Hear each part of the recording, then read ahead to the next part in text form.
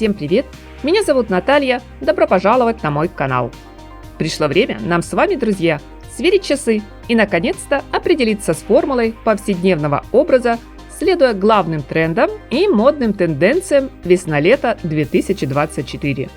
Благо все водные давно известны, ведь презентации новых коллекций на теплый сезон прошли еще осенью и в начале зимы.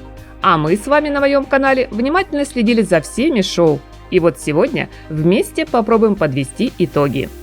Что станет важным ориентиром при составлении нашего модного гардероба?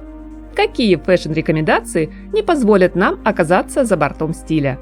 Как нам при случае не ошибиться с выбором очередной обновки на теплый сезон? Вопросов много, давайте вместе разбираться. В комментариях к видео, друзья, вы легко сможете дополнить мой список трендов. Так будет даже интересней. Только не забываем нажать на кнопку «Пальчик вверх». Спасибо всем за поддержку. А мы начинаем. Тренд номер 1 – стиль сафари. Наиболее широко и наглядно он представлен в коллекции Сен-Лоран.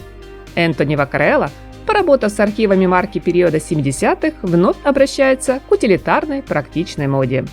Он возвращает на подиум знакомый силуэт, где в качестве основных материалов используют хлопок, плотный лен, кожу, прозрачную сетку.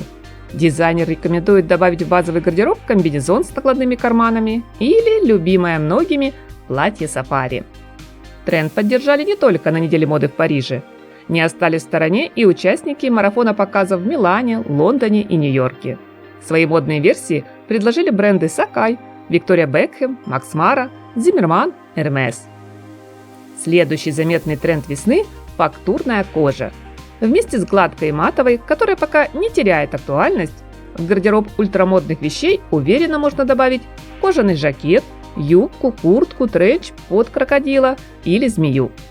Одежду и в том числе стильные аксессуары с тиснением под рептилию наиболее эффектно представил в образах Питер Хокинс, новый креативный директор бренда Tom Ford. Отмечу, что кожа с анималистичным фактурным узором стала лейтмотивом коллекции и хорошо показала себя не только в черном, но также в шоколадном, винном, табачном, малиновом и бирюзовом цвете. Однако в нынешнем сезоне у кожи появился серьезный конкурент – ее ближайшая родственница – замша. В меру мягкий податливый материал просто создан для тотал-луков. И дизайнеры сегодня активно этим пользуются.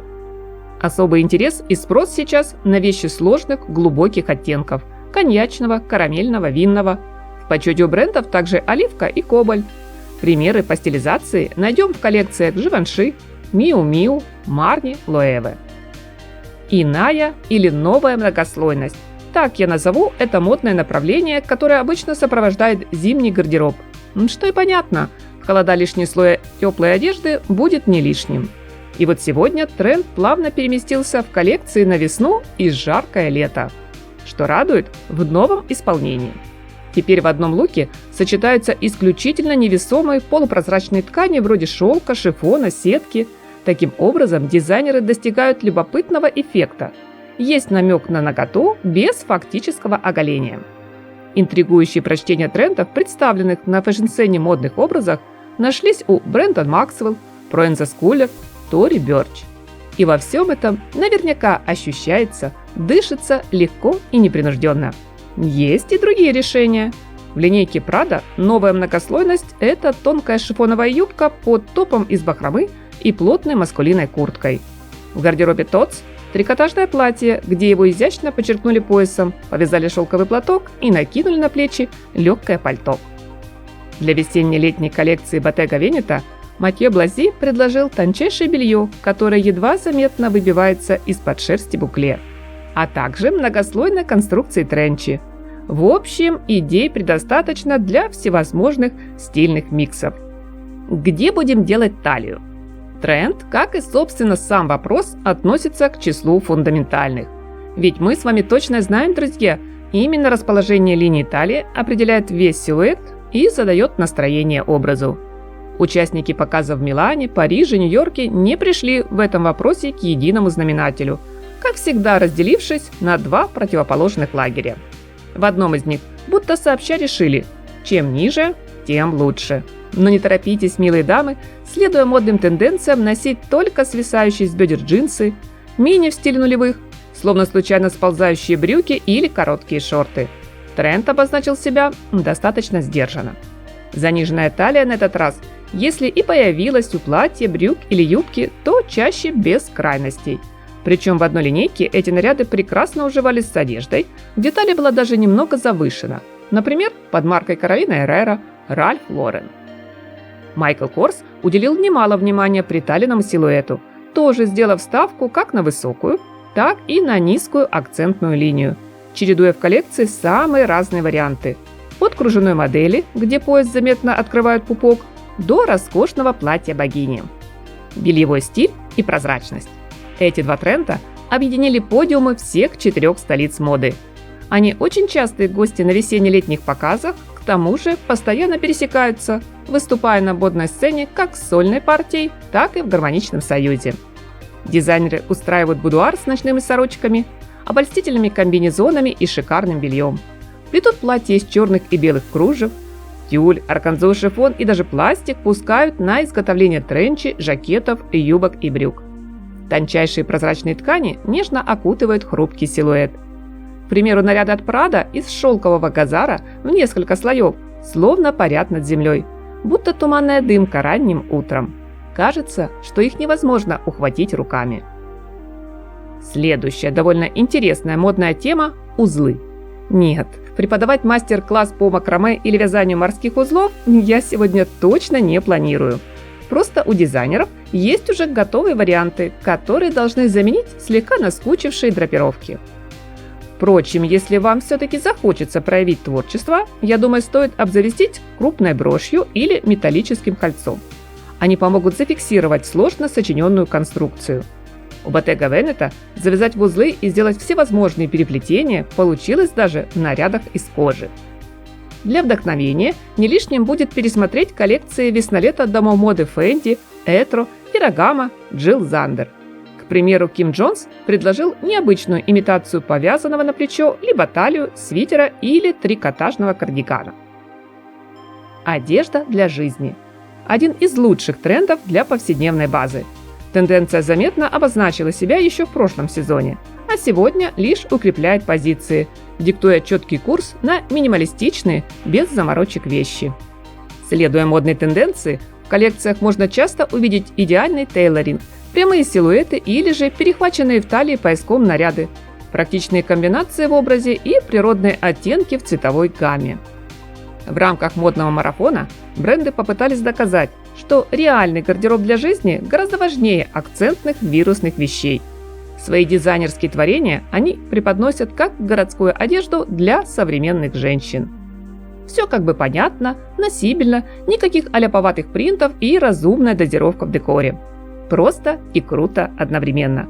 А еще отлично сыграет на контрасте с более яркими стильными миксами, с добавкой щедрой порции блеска. Ведь мы с вами помним, друзья, о неизменной полярности современной моды, когда в одном гардеробе запросто уживаются строгая невозмутимая элегантность и что-то фестивальное, праздничное, с кристаллами и пайетками. Однако гламурные перья и стразы нынче существенно потеснились, уступая место металлизированным фактурам. В соревновании драгметаллов абсолютное первенство определенно достается золоту. Многие коллекции буквально озолотились. Озолотятся, без сомнения, и их создатели, ведь все, что блестит, неизменно хорошо продается. Самое главное, все должно быть ко времени и к месту. Хотя при умелом и продуманном подходе любую модель можно гармонично вписать в повседневный лук. На данное модное направление крайне сложно было не обратить внимание. Только вот золото в прочтении участников недели моды оказалось не жестким и холодным, а мягким и податливым. Будто расплавленным. Настоящий жидкий металл. Он заманчиво переливался на подиуме не только в одежде, но и поблескивал в аксессуарах, которые бренды поспешили включить как в вечерний лук, так и активно сочетали в новых коллекциях с базовым образом на каждый день. Пляжная тема. В последние сезоны немалая часть домов моды отказалась от круизных показов, но забыть их атмосферу не вышло. Поэтому пляжное настроение благополучно перекочевало в весеннее-летнее шоу. Получилось целая подборка аутфитов для идеального отпуска. И, соответственно, библиотека стилистических приемов на этот случай. Дизайнеры не видят ничего дурного в том, чтобы выйти на прогулку в купальнике, а комфортные балетки сменить на вьетнамки. Virginia VR, размышляя о каникулах у моря, уверена, закрытые слитные купальники теперь можно носить не только у бассейна, либо на пляже, а просто так, в роли стильного боди, накинув на плечи накидку кейп на манер большого пляжного полотенца. Модный винтаж. Тренд ярко проявил себя на показе дома моды Coach. Стюарт Веверс предложил на весну тренчи, жакеты, юбки, байкерские куртки с эффектом потертости. А еще стоптанную обувь и тонкий трикотаж. Словно это старые вещи из шкафа со своим характером, своей личной историей. Рав Симмонс и Миуччо Прадо тоже часто склоняются в сторону винтажных вещей, родом где-то из 90-х. В линейку на теплый сезон они включили объемные куртки, безрукавки, платья и юбки, сшитые из кожаных лоскутов. Но чтобы не диктовали нам модные тенденции с подиума, не стоит слепо и покорно следовать трендам. Главное, выбирайте одежду по личному стилю, характеру и, чтоб, конечно, к лицу и к вашим прекрасным глазам. Оставайтесь собой, и пусть на душе даже в самый незадачливый и непогожий день будет тепло и спокойно. Всем красоты, позитива, добра и солнечного летнего настроения!